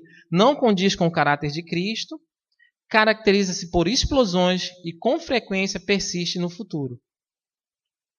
Seguindo o exemplo de Deus Pai e do seu Filho, Jesus Cristo, a ira é justa apenas quando despertada por uma transgressão específica da palavra de Deus e permanece justa apenas se levada a efeito com o espírito compassivo. Meu irmão, isso devia estar Isso é bom para botar em frase de para-choque de caminhão. O para-brisa é na frente, né? É para-brisa traseiro também? Não. Pessoal que trabalha em autopeças. Fiquei pensando agora, né? Vidro traseiro. Isso aqui era uma boa para o vidro traseiro. Né? Aí você está olhando lá, ele está te fustigando toda hora. Ó. A ira é justa apenas quando despertada por uma transgressão específica da palavra de Deus e permanece justa apenas se levada a efeito com o espírito compassivo. Poxa, que frase. Eu acho que eu vou colocar essa quando eu tiver um caminhão no para-choque, né? Mas brincadeiras à parte. Existe um momento em que a ira é justa. Mas viu como tem uma receita de bolo aí? Tem uma receita de bolo. Ela não é para qualquer situação. Ela não é para qualquer situação. Aí ele vai fechando. Por ser constantemente tentado a viver para si mesmo e não para Deus, você deve obedecer à palavra, à Bíblia. E aí ele vai batendo na gente, naquelas áreas em que nós somos muitas vezes impelidos a fazer, mas displicentes no agir. Né? E o que eu quero dizer com isso? O irmão liga, o outro manda mensagem, o outro manda e-mail, o outro manda sinal de fumaça. E aí a gente está sendo o quê? Impelido, né? Estamos sendo levados. E aí a gente peca, ou a gente é displicente no que ele fala agora. Nós somos displicentes em ter um hábito de orar. Nós somos displicentes em depender constantemente do Espírito de Deus. E nós somos displicentes em colocar sempre em prática a palavra para lidar com a ira. Aí eu paro aqui e faço um ponto. Se nós desencadeamos atitudes de ira, quantas vezes nós temos orado a Deus para que Deus nos ajude com esse pecado? Se nós temos problema com a ira, ou com o pecado, né, que desencadeia a ira, nós temos buscado a Deus para depender constantemente do Espírito Santo naquelas situações em que nós somos colocados diante de circunstâncias que nos levariam a reagir com ira. E aí vem a badalada final. Será que nós temos colocado em prática a palavra? Para que nós possamos encarar a ira do ponto de vista bíblico? São perguntas, meus irmãos, que que elas vão apertando a gente. Você não deve permitir que a ira prevaleça e assuma o controle da sua mente ou da sua conduta, pois Satanás usará tal situação como oportunidade para atingir a sua vida. Efésios 4:27 é aquele textinho que a gente já conhece. Você deve viver de modo agradável ao Senhor, independentemente de quaisquer sentimentos. Meus irmãos, na conversão, quando Cristo toma conta do nosso ser, Ele também vai agir sobre os nossos sentimentos. A conversão, ela deve transformar os nossos sentimentos, as nossas reações, as nossas atitudes. E o Espírito Santo, ele é um freio em nós. Se ele não for um freio em nós, você tem andado bem distante dele. O Espírito Santo é um freio, meus irmãos. Naquelas situações em que nós normalmente reagiríamos com ira ou desagradaríamos o nosso Senhor. O seu modo de agir revela se você está vivendo para agradar a si mesmo. Nós estamos na revisão, tá? Ou a Deus, nós falamos já sobre isso. E aí ele vai falar, se você estiver concentrado em si mesmo e ficar irado, você corre o risco de cumprir os desejos da carne, em vez de deixar o Espírito guiar você. Tá aqui. Ter sua vida de oração interrompida, estragar relacionamentos com outras pessoas, julgando-as e colocando-as como uma pedra de tropeço em seu caminho, não estar disposto a superar as transgressões dos outros ou a lhes conceder perdão. Olha aqui o ponto, ó. O ponto do perdão. Quando eu não controlo no início, eu peco e aí eu vou para a próxima fase. Tratar o meu pecado. E em algumas vezes, para tratá-lo, eu preciso buscar perdão. Primeiro a Deus e algumas vezes com as pessoas às quais eu reagi daquela forma. O cristão que observa esses detalhes antes da reação, ele provavelmente não vai passar por essas situações. Mas se você já esteve e está sobre vivendo uma circunstância dessa, você já cirou, você já pecou, você já ofendeu, você já machucou, e agora é a hora de você ir até a pessoa e pedir perdão. Pedir perdão. Pensar de modo não bíblico e usar palavras que não edificam, retribuir o mal em vez de abençoar e incitar a ira e a contenda. Prejudicar a sua capacidade de julgar. Isso tudo são características de quem não avalia a ira do ponto de vista bíblico. E aí isso é um abismo chamando outro abismo. Você não vai tratando essa ira e você pode cair em erros bobos, erros tolos, ficar desqualificado para a liderança espiritual. Às vezes o irmão, e aí aqui é critério, né? É critério. Não tem o critério, é você marcar lá ticar lá, um checklist, né? Você vai lá e é o que está aqui, Tito 1:7. O que é que diz Tito 1:7? Ele dá as características para o bispo, para aquele que vai, e uma é não ser briguento. Então você está lá, seminarista, fazendo checklist. Aí chegou na hora do briguento, o seminarista é briguento. Ele está incorrendo aqui numa impossibilidade de liderar. Vocês percebem como você não olhar para o pecado do ponto de vista bíblico faz com que muitas vezes princípios basilares, princípios elementares da palavra sejam transgredidos? Então, às vezes, o irmão fala muito bem, o irmão prega muito bem, o irmão visita muito bem, mas ele vive brigando. Ele está inapto para liderar. Claramente aqui. A Bíblia, não briguento. Ponto. No checklist lá, ele não atendeu a um dos requisitos. É por isso que ele coloca aqui. São características para que você possa liderar espiritualmente. Julgar os outros numa área em que você mesmo está pecando. E aí ele fecha com chave de ouro. Quando eu ajo com ira, eu, na verdade, não estou reagindo ao amor bíblico. Ao amor bíblico.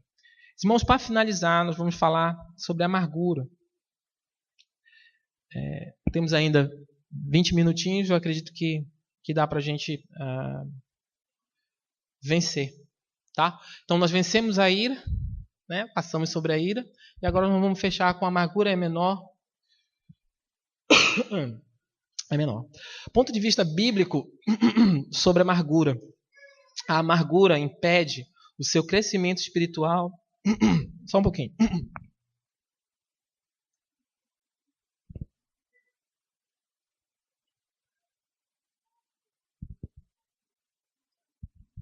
A amargura impede o seu crescimento espiritual e prejudica os seus relacionamentos. Ela causa muitos problemas, devendo ser abandonada com presteza e substituída por bondade e perdão compassivos. Eu usei para ancorar essa primeira parte o texto de Tiago 3, de 8 a 18. E aí, 11h40, nós vamos ler Tiago 3, de 8 a 18. Tá? Se vocês não quiserem acompanhar aí, eu leio aqui, você só escuta. Que vai tratar sobre a amargura. A língua, porém, ninguém consegue domar. É um mal incontrolável, cheio de veneno mortífero. Com a língua bendizemos ao Senhor e Pai, e com ela amaldiçoamos os homens feitos à semelhança de Deus. Da mesma boca procedem bênção e maldição. Meus irmãos, não pode ser assim. Acaso pode sair água doce e água amarga da mesma fonte? Meus irmãos, pode uma figueira produzir azeitonas ou uma videira figos? Da mesma forma, uma fonte de água salgada não pode produzir água doce. Quem é sábio e tem entendimento entre vocês? Que o demonstre por seu bom procedimento, mediante obras praticadas com a humildade que provém da sabedoria. Contudo, se vocês abrigam no coração inveja amarga e ambição egoísta, não se gloriem disso, nem neguem a verdade.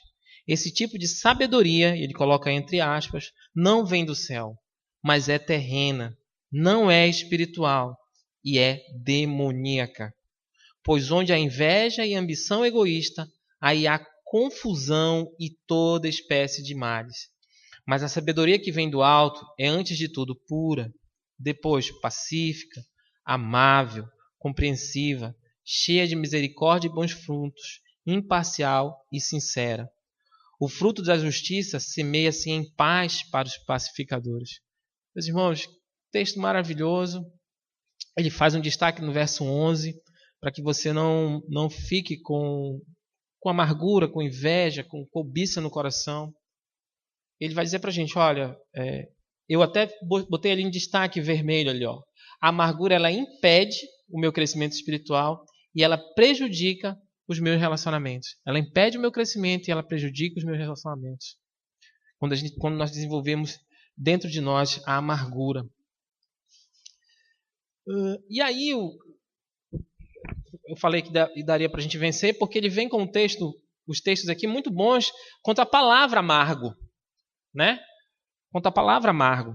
As palavras que dão origem a amargo e amargura nas línguas originais do Antigo e do Novo Testamento significam afiado, pontiagudo, como flechas afiadas ou como um paladar ou olfato aguçado, salgado, que é o oposto de doce, ou fresco, ou não comestível.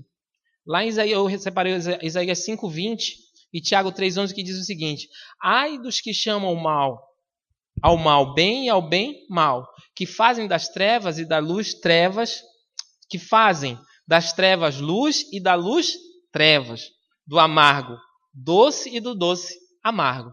Então ele estava fazendo a antítese entre doce e amargo com relação da onde vem a palavra amargura, né?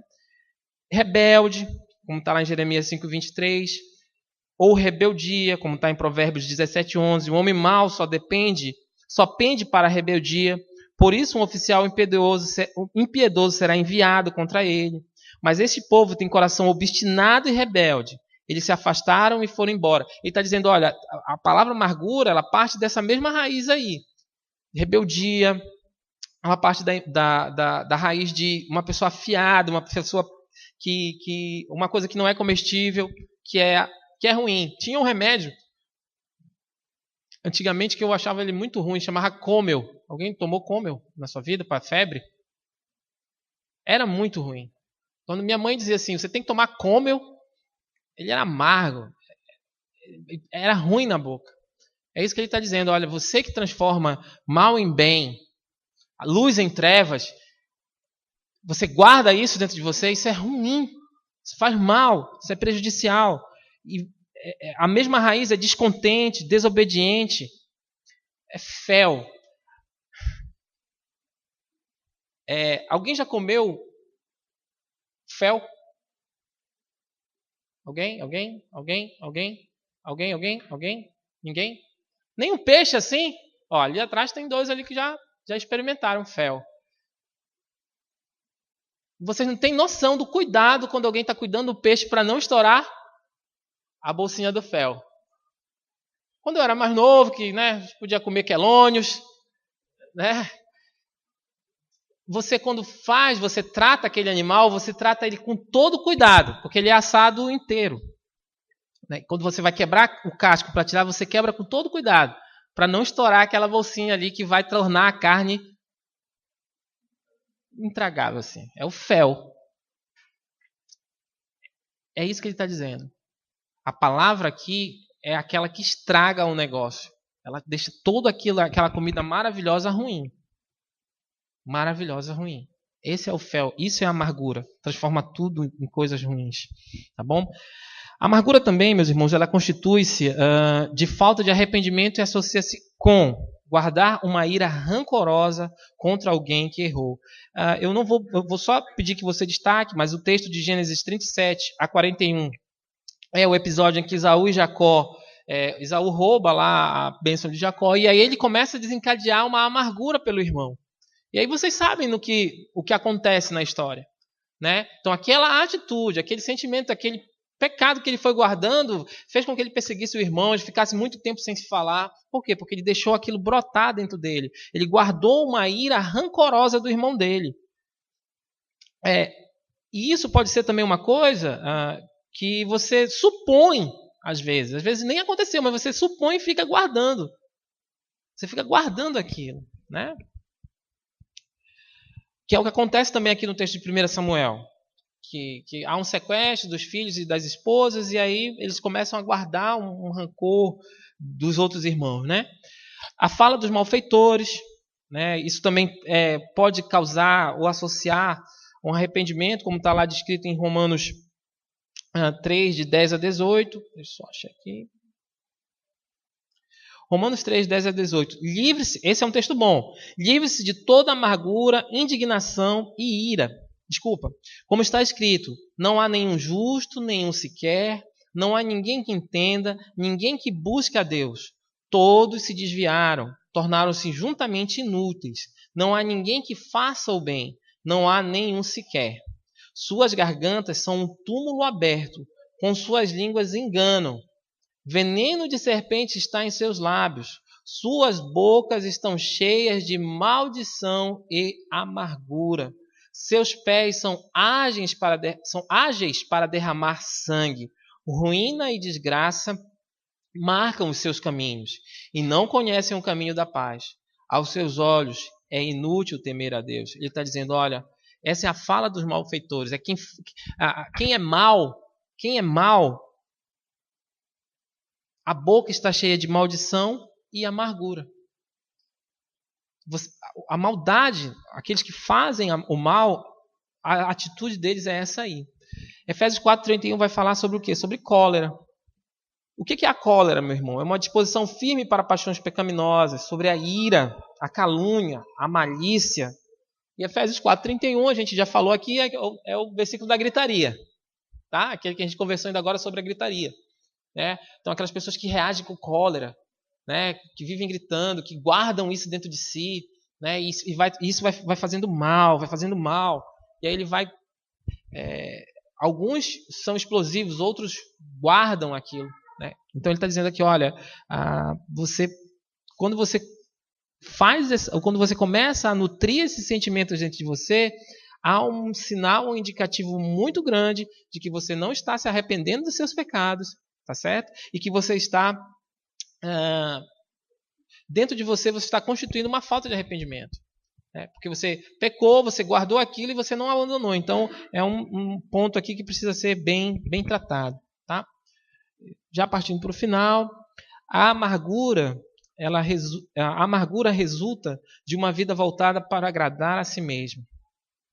Com frequência, ela caminha em direção a ferir outras pessoas e, se não for tratada biblicamente, resulta em maiores pecados. E aí ele vai falar, olha, você precisa carecer mais da graça de Deus. É o primeiro ponto. Por quê? Porque você está olhando muito para você e não olhando para o que Deus pode fazer por você. E por aquilo que você, ou por aquela situação que desencadeou a amargura. E aí, meus irmãos, são N situações que a gente pode passar. Isso também, a amargura, ela pode causar problemas a outras pessoas. Esse ponto C eu destaquei aqui porque é um ponto que... se vocês observarem, é o mesmo versículo de Hebreus, tá? Hebreus 15. Que é o seguinte, eu vou ler o texto para a gente poder entender aqui. O A, B, C e o D, ele está baseado em cima desse versículo. Cuidem que ninguém se exclua da graça de Deus. Que nenhuma raiz de amargura brote e cause perturbação, contaminando a muitos. Então ele vai traçar essas quatro características aqui, A, B, C e D, em cima desse versículo aqui. Então ele vai dizer, olha, você talvez esteja precisando da graça de Deus porque você está cultivando amargura dentro de você. Essa amargura que você cultiva, ela pode causar algum problema para você, que é o que ele fala aqui, que é perturbação no texto, tá bom? E lá no final ele fala sobre, ela pode contaminar outras pessoas. Sabe aquela pessoa que sai contaminando por uma coisa que aconteceu a ela, outras pessoas que não tem nada a ver? É isso que ele está dizendo. Por quê? Porque ela guardou a amargura. Entendeu? Ela guardou. Eu queria que a cor da igreja fosse verde, não foi verde, pronto. Aí ela vai lá no verde cheguei, né? Que eu acho mais bonito ainda, né? Eu particularmente eu acho uma cor assim que, né, a gente podia pintar tudo aqui de verde cheguei. Mas o pastor, né, com a liderança, eles entenderam, não, vamos falar um areia, né? Mais tranquilo. Vocês entendem? E aí por isso eu guardei uma amargura. E aí eu começo a falar com o Render, tinha que ser verde, não foi. Ah, é mesmo, eu também queria que fosse. Aí começa aquela contaminação. Estão vendo aqui? Falta graça, né? O texto fala. Logo em seguida, aquilo causa perturbação. Eu guardar aquilo dentro do meu coração. E aí lá embaixo vem o quê? Eu começo a contaminar.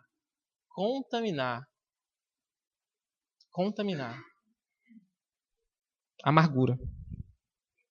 E aí no final ele coloca, olha, e aí finalmente tudo isso que você guardou, ele vai culminar em você se unir a pessoas não piedosas e imorais. Claro, se o Rendel entrar na minha ideia aqui, é porque ele está na mesma batida que eu. Está indo na mesma direção que eu estou indo. Então eu consegui me associar a ele para perturbar o ambiente. Por quê? Porque justamente ele não está sendo piedoso nessa área. E para fechar, meus irmãos, o último ponto, dentro do nosso tempo. A amargura não deve caracterizar a sua vida em Cristo. Não é característica do cristão. Não é característica do novo nascido desenvolver a amargura. Guardar a amargura. E ele dá a ordem de novo e deve ser abandonada. Você pode vencer a amargura lembrando-se daquilo que a Bíblia diz e respondendo biblicamente. A amargura, como eu já falei, é pecado e contamina muitos. E para pecado, meu irmão, ele dá a receita aqui. Você precisa confessar. Confessar, chegar a Deus, pedir perdão e mudar. Porque eu também, eu confessei, mas não mudei. Continuo amargurado, né? Não. Mude. Busque. Em vez de ficar amargo, né, com relação aos outros, você deve ser bondoso e compassivo, perdoando assim como Cristo o perdoou. A gente normalmente esquece, né, de que Cristo nos perdoou, de que o nosso pecado ele só pode ser perdoado em Cristo. E Cristo fez isso por nós. Aí eu, Cédric, acredito ou me iludo de que eu não posso perdoar o Iron que não me emprestou uma caneta. Entendeu? E por isso, pro resto da minha vida, eu vou viver amargurado. É uma situação simplória, mas às vezes as pessoas carregam a amargura por anos. por situações como essa. Porque alguém não atendeu a um... Eu tinha um amigo, né, uma família amiga, que eles não conseguiam, a esposa principalmente não conseguia deixar você tinha que atender no segundo toque do celular. Isso já tinha sido motivo de vários intempéries lá. Porque se não atendesse no segundo, é porque você não gosta, é porque você não... Não, às vezes são situações. E aí a gente teve que trabalhar muito tempo a nós, né, para a gente entender isso, e a eles também. Olha, tem situações em que não dá para responder. Mas a pessoa começa a guardar aquele sentimento, arrastar aquilo por tempos e tempos, entendeu? E desencadear outros pecados. É isso que ele está fazendo aqui. Achando que a gente é o último sushi da barca. Entendeu? E não é assim. Não funciona assim. Não funciona, né? Para aqueles, claro, que gostam de comida japonesa, né? Pode ser que seja a última bolacha do pacote, né? A última Coca-Cola do deserto. Eu não gosto muito de Coca-Cola, né? Pode ser a última Pepsi do deserto, né? Mas aqui, gente, o contexto é esse. Pontos em que nós carregamos pecados por ano por detalhes. Familiares, às vezes, né? Irmãos que não se falam porque o outro não emprestou o carrinho quando tinha 2 anos. Aí carrega amargura pro resto da vida. Meu Deus, irmãos. E no seio da igreja, né? Quantas igrejas não se dissolveram, né? Por essas situações ínfimas, em que se lesse Hebreus, um texto claro, se lesse Hebreus 12:15, claríssimo. Não coloque amargura no seu coração. Não leve isso para frente, mas a gente prefere desobedecer. Para fechar, para evitar toda amargura contra Deus e a atuação divina na sua vida ou na vida de outros, seja diligente em alegrar-se sempre, orar sem cessar e dar graças em tudo e por tudo em nome de Jesus Cristo. Lembrando-se de que Deus está operando na sua vida pela graça divina. Eu destaquei aqui o Salmo 121, depois você pode dar uma lida lá. E é misericordioso e justo em todos os seus caminhos. O nosso Deus, ele é misericordioso e justo em todos os seus caminhos. Meus irmãos, nós podemos tratar a ira e a amargura do ponto de vista bíblico. Desde que o tripé, lembram? Ações, palavras e pensamentos estejam baseados nos princípios que foram estudados no início da lição. Nos princípios bíblicos para isso. Tá bom? Vamos orar? Pai, obrigado, Deus, pela Tua palavra que é sempre viva, é sempre eficaz, é sempre atuante nas nossas vidas, ó Pai. Que nós venhamos a reagir, ó Deus. A reagir realmente. Se há entre nós, ou se eu, ó Pai amado, quem sabe esteja descuidado, desligado, ó Pai, desatento com esses princípios. Ou se em mim, ó Pai, ou alguém aqui, Senhor, há o pecado da ira, há o pecado da amargura, a necessidade de perdão, muitas vezes, Senhor. Que Tu possas, ó Deus, nos espremer, Pai, nos comprimir contra a palavra, a ponto que, ó Deus, que nós não venhamos a nos conter e nós possamos, ó Deus, tomar passos verdadeiros, passos autênticos em direção a obedecer a Tua palavra, não por nós mesmos, ó Pai. Porque como foi falado aqui, ó Deus, a nossa vontade não é essa, ó Pai, mas pelo Espírito Santo que opera em nós e através de nós, ó Pai. Cuida de nós nessa manhã. Muito obrigado por esse tempo. Perdoa, Deus, os nossos pecados, se há, ó Pai, aqueles em que nós temos consciência, ó Pai, e muitas vezes aqueles em que nós não temos a consciência. Perdoa, Senhor. Tu é um Deus bom, misericordioso, soberano, e é um Deus justo e poderoso. Obrigado, Deus, por tudo. Em nome do Teu Santo Filho, Jesus. Amém.